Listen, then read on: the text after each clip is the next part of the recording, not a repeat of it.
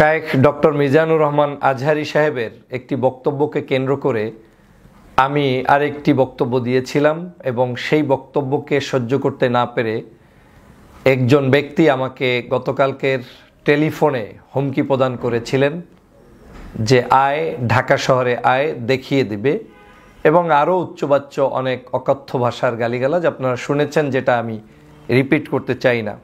গতকালকে থেকে আপনাদের অনেক ভালোবাসা পেয়েছি, আন্তরিকতা পেয়েছি, আপনাদের সবাইকে ধন্যবাদ। অনেকেই জানতে চেয়েছেন যে আসলে বিষয়টা কি ঘটেছে।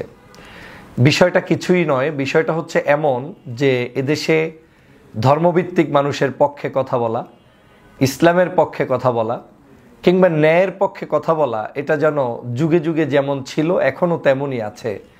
কথা বলার কোনো অধিকারই মনে হচ্ছে নাই। আপনারা জানেন যে সাম্প্রতিক সময়ে শায়েখ ডক্টর মিজানুর রহমান আজহারী বাংলাদেশে এসেছেন। দীর্ঘ প্রায় 5 বছর পরে, ফেসিবাদের পতনের পরে স্বাধীন দেশে এসে 8টি বড় বড় মাহফিলের অংশ হিসেবে 2টি মাহফিলে তিনি অংশগ্রহণ করেছেন। একটি কক্সবাজারে অংশগ্রহণ করেছেন, পেকুয়াতে, এবং আরেকটি অংশগ্রহণ করেছেন যশোরে। এবং এই যশোরের মাহফিল এবং পেকুয়ার মাহফিল দুটোতেই আমি নিজ ইচ্ছায় স্বপ্রণোদিত হয়ে জনতার কাতারে সামিল হওয়ার জন্য আজহারী সাহেবের মাহফিলকে সমর্থন জানিয়ে উপস্থিত হয়েছি এবং বক্তব্য রাখার সুযোগ পেয়েছি। সেজন্য সবাইকে ধন্যবাদ, কর্তৃপক্ষকে ধন্যবাদ। আপনারা জানেন আমার সেই বক্তব্য থেকেই একটি গোষ্ঠী যে কোনো মূল্যে আমার কণ্ঠ রোধ করার জন্য উঠে পড়ে লেগেছে। তারা চায় না আমি স্বাধীনভাবে কথা বলি, কারণ যেটা শেখ হাসিনা চায়নি সেটা এখনও অনেকেই হয়তো চায় না। তারই অংশ হিসেবে গতকালকের আজহারী সাহেবকে নিয়ে আমি কেন ভিডিও তৈরি করলাম সেটার উপর ভিত্তি করে তিনি আমাকে ফোনে অকথ্য ভাষায় গালিগালাজ করলেন এবং উদ্দেশ্যই ছিল শুরু থেকেই আজহারী ভাইকে অ্যাটাক করে বক্তব্য দেয়া। যদি ব্যক্তিটি আমাকে, আমার দল, আমার পরিবার, আমার সামাজিক স্ট্যাটাস কিংবা রাজনৈতিক বিষয়াদি নিয়ে কথা বলতেন, হয়তো আমার জবাবের মাত্রাটা ভিন্ন থাকতো। কিন্তু যখন আমি দেখেছি যে ব্যক্তি আক্রমণটা শুরু করেছেন আজহারী ভাইকে কেন্দ্র করে, এবং আজহারী ভাইকে কেন্দ্র করে আমি কেন কথা বলছি এবং সেটা কেন বলছি, সে কারণে আমি কি করি কি করি না, আমার পরিচয় কি, সেটা নিয়ে যখন প্রশ্ন তুলেছেন তখন স্বভাবতই তাকে আর ছেড়ে দেওয়ার সুযোগ ছিল না। আমার কাছে মনে হয়েছে তিনি দিব্যি আমাকে হুমকি দিয়েছেন। তিনি আমার জন্য যে কোনো ধরনের থ্রেড হিসাবে আমার জন্য কাজ করছেন। তিনি আমাকে ক্ষতিগ্রস্ত করতে পারেন এবং সেটা করতে পারেন শুধুমাত্র আমি কেন ডানপন্থী ইসলামী মূল্যবোধে বিশ্বাসী মানুষদেরকে প্যাট্রোনাইজ করি কিংবা তাদের সাহায্য করি, তাদের পাশে থাকি, সে কারণেই তার গায়ের ভিতরে জ্বলন্তি উঠেছে।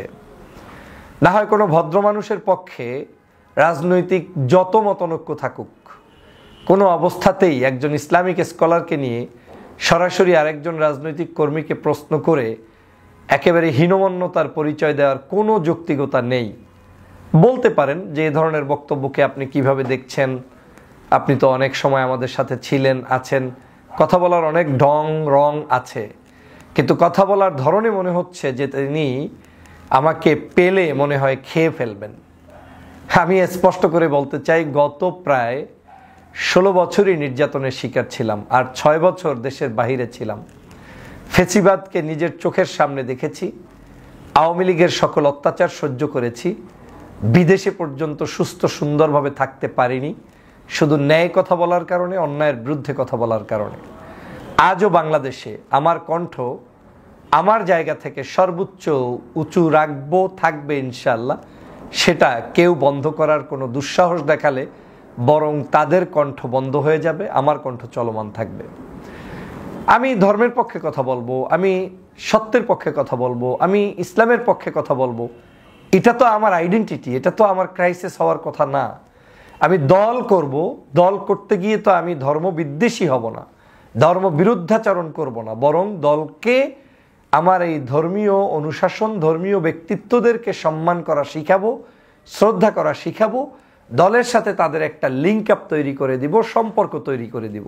আপনারা দেখেছেন আমি একটি দল করি, কিন্তু এই দলের বাহিরেও বাংলাদেশের সার্বজনীন সকল দলের মানুষদের সাথে আমার একটি সুসম্পর্ক রয়েছে, ওঠা বসা রয়েছে, সকল দলের সাথে, আওয়ামী লীগ ব্যতীত বাংলাদেশের সকল রাজনৈতিক দলের সাথে একটি সুসম্পর্ক অব্যাহত আমি রেখেছি। আমার কনসেপ্ট ছিল শেখ হাসিনার বিরুদ্ধে সবাই কিন্তু ঐক্যবদ্ধ ছিলাম, এবং শেখ হাসিনা জুলুম করেছে যাদেরকে, তারাই আমার কাছে মজলুম, তাদের পাশে আমার দাঁড়ানো এটা আমার ইমানি দায়িত্ব। লোকটা আমার দল না করলেও যেহেতু হাসিনা তাকে দুর্বল করেছে, জুলুম করেছে, ফাঁসি দিয়েছে, নির্যাতন করেছে, অত্যাচার করেছে, জেলের মধ্যে বন্দি রেখেছে, ওই লোকের পক্ষে আমাকে কথা বলা এটা আমার নৈতিক দায়িত্ব। আমি সেই জায়গা থেকে কথা বলছি। আমি শুধু আজকে নয়, যখন দীর্ঘ গত প্রায় 6 বছরের বিভিন্ন সময়ের অসঙ্গতি আওয়ামী লীগের দেখেছি, সেই সময়ে আওয়ামী লীগের যতটা কথা বলেছি, তার পাশাপাশি আমাদেরও মধ্যে যদি কেউ কোনো ধরনের যেটা আমার কাছে অপছন্দনীয় হয়েছে সেটার প্রতিবাদও আমি করেছি। এমনকি নিজ দলের বাহিরে গিয়েও বহু নির্যাতিত মানুষের পক্ষে দাঁড়িয়ে বক্তব্য দিয়েছি, শুধুমাত্র আমার ব্যক্তিগত চেতনার জায়গা থেকে। তাহলে আজকে স্বাধীন বাংলাদেশ হওয়ার পরে আমি কার কথায় আমার বক্তব্য বন্ধ রাখবো? আবার তো শায়েখ আজাহারির ইস্যু নিয়ে, তারপর বাংলাদেশের বিভিন্ন ইসলামিক স্কলারদের ইস্যু নিয়ে, 116 জন আলেমের তালিকা শেখ হাসিনা করেছিল সেই ইস্যু নিয়ে আমি তো সবার আগে রাজপথে ছিলাম, আমি তো কথা বলেছি। কই, কেউ তো তখন আমার এই বক্তব্যের প্রতিবাদ করার দুঃসাহস পাননি। তাহলে আজকে কোত্থেকে আপনি শায়েখ ডক্টর মিজানুর রহমান আজহারী সাহেবের বক্তব্যের উপরে আমি বক্তব্য দিয়েছি কেন, সেই প্রশ্ন তোলার সাহস আপনাকে কে দিয়েছে? আমি বাংলাদেশের জনতার কথা বলবো, আমি বাংলাদেশের জনগণের কথা বলবো। আপনারা নিশ্চয়ই জানেন যে বাংলাদেশের সর্ববৃহৎ দল বিএনপি, এই বিএনপির বর্তমানের একটি সংস্কার কার্যক্রম চলছে 31 দফা। এই 31 দফা কার্যক্রমের মধ্যে আপনার একটি দফা তাদের প্রণয়ন করা আছে। সেই দফাটা যদি আপনি শোনেন তাহলে বুঝবেন যে আমি কোন সঠিক পথে আছি না অন্য মানুষরা সঠিক পথে আছে। 31 দফার 6 নম্বর দফায় আছে আস্থা ভোট, অর্থ বিল, সংবিধান সংশোধনী বিল এবং রাষ্ট্রীয় নিরাপত্তায় প্রশ্ন জড়িত এমন সব বিষয় ব্যতীত অন্য সব বিষয়ে সংসদ সদস্যদের স্বাধীনভাবে মতামত প্রদানের সুযোগ নিশ্চিত করার লক্ষ্যে 70 অনুচ্ছেদ সংশোধনের জন্য তারা পরীক্ষা নিরীক্ষা করে দেখবেন এবং বিবেচনা করবেন। তাহলে আমার দল কত উদার, তিনি 70 নম্বর অনুচ্ছেদ পর্যন্ত মুক্ত স্বাধীনতার জন্য, মানে যারা সংসদ সদস্য হবেন তাদেরকেই এই আইন থেকে বাহিরে রাখবেন যাতে তারা স্বাধীনভাবে বক্তব্য দিতে পারে। তো আপনি আমি এখন পর্যন্ত তো সংসদ সদস্যই না, একজন সাধারণ কর্মী হিসাবে আমি আমার ধর্মীয় স্কলারের পক্ষে মতামত দিব, আমি আমার বাংলাদেশের স্বাধীনতা সার্বভৌমত্বের পক্ষে আমার একটা সুচিন্তিত মতামত দিব, তাতে তো কারো জ্বলন্তি হওয়ার কথা না। যেমনটা আজকে অনেকে অনেক বক্তব্য দিচ্ছেন পক্ষে কিংবা বিপক্ষে, সমস্যা তো কিছু নেই, যারা দিচ্ছেন তাদেরকে ওয়েলকাম, আমি যেটা দিচ্ছি সেটাকেও ওয়েলকাম জানানোর মানসিকতা থাকতে হবে।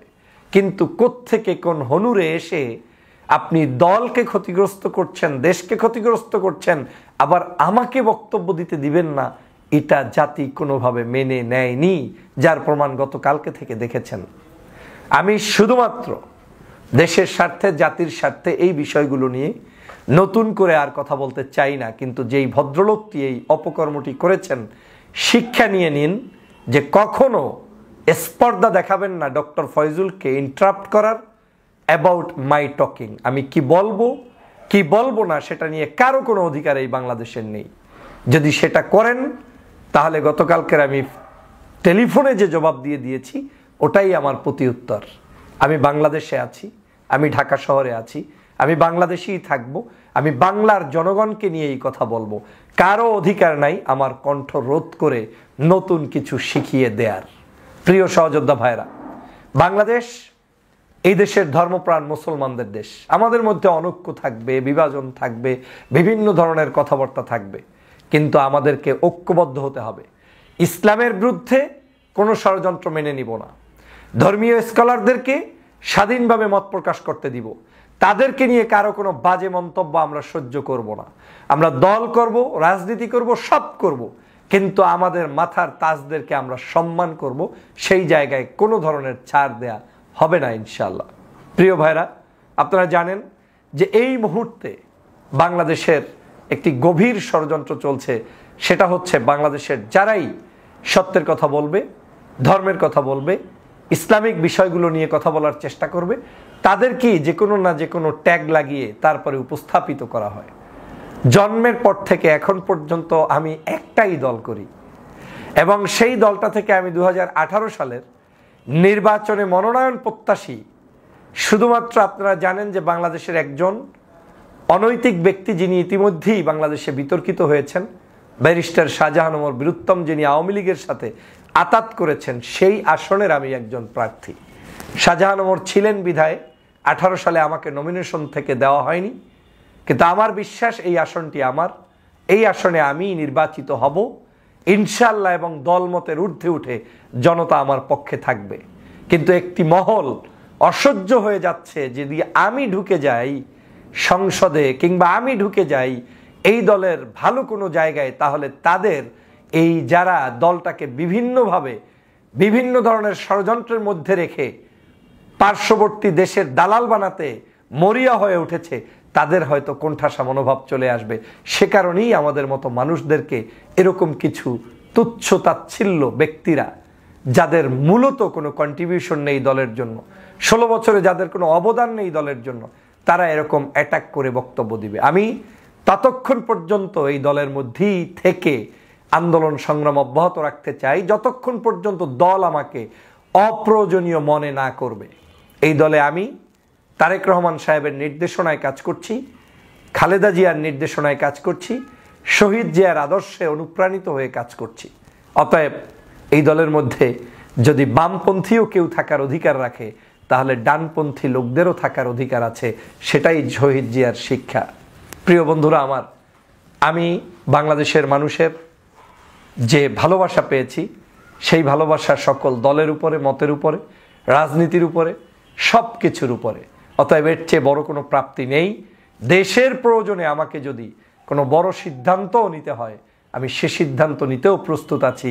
আমার এমপি মন্ত্রিত্ব বড় কথা নয়, আমার দেশ, আমার দেশের মানুষ, তাদের পাশে আমি প্রয়োজনে নিউট্রাল জায়গা থেকে ভূমিকা পালন করে হলেও দেশের মানুষের সাথেই থাকব।